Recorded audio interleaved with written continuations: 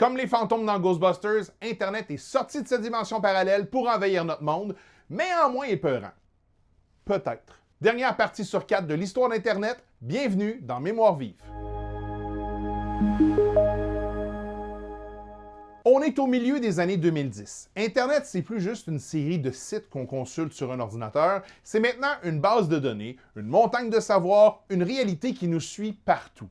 Et nous suivre partout, c'est exactement ce qui va arriver. Se dessine à l'horizon ce qu'on appellera IoT, Internet of Things, l'Internet des objets. Le réseau commence à s'injecter dans le monde physique. On déborde des écrans pour se retrouver dans nos télés, nos voitures, nos réfrigérateurs, nos montres, mais aussi les feux de circulation, les compteurs électriques et les machines d'usine se connectent au réseau mondial. La multiplication d'objets connectés, ça provoque une crise d'infrastructure immédiate, mais invisible pour la majorité des utilisateurs. Le protocole IPv4, historiquement, celui que tout le monde connaît avec une adresse composée de 4 nombres séparés par des points, ça s'est retrouvé totalement saturé.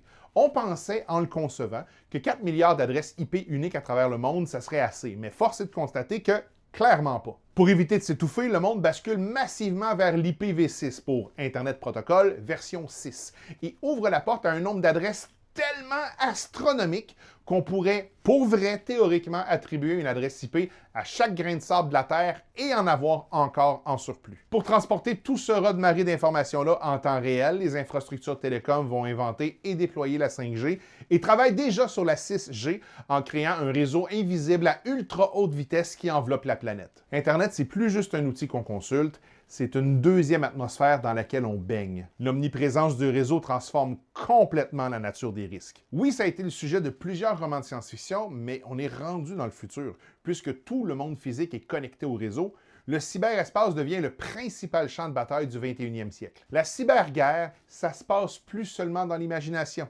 Des rançongiciels, des ransomwares, paralysent des hôpitaux au complet, des pipelines de pétrole ou des réseaux électriques nationaux. Des armées de hackers d'État, de pirates sans allégeance ou de cybercriminels se disputent le contrôle des infrastructures critiques. En réaction au contrôle omniprésent des États et l'oligopole des GAFAM, une partie des ingénieurs essaie de rebâtir l'utopie des origines d'Internet. C'est la naissance du mouvement Web 3. Si la première version du Web, c'est un Internet de lecture, le Web 2.0 en était un de lecture et d'écriture. Les utilisateurs interagissent et créent du contenu via les réseaux sociaux, mais les plateformes centralisées monétisent leurs données. Le Web 3, lui, propose un modèle basé sur la lecture, l'écriture et la propriété.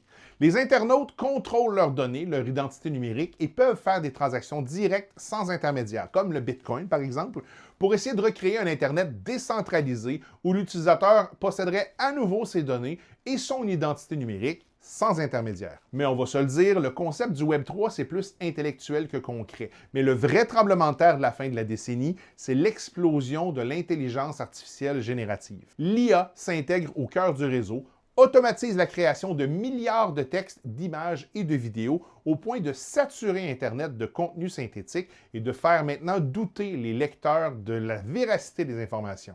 Les moteurs de recherche traditionnels laissent leur place à des agents conversationnels omniscients et transforment pour toujours notre rapport à l'information. Et c'est là qu'on est.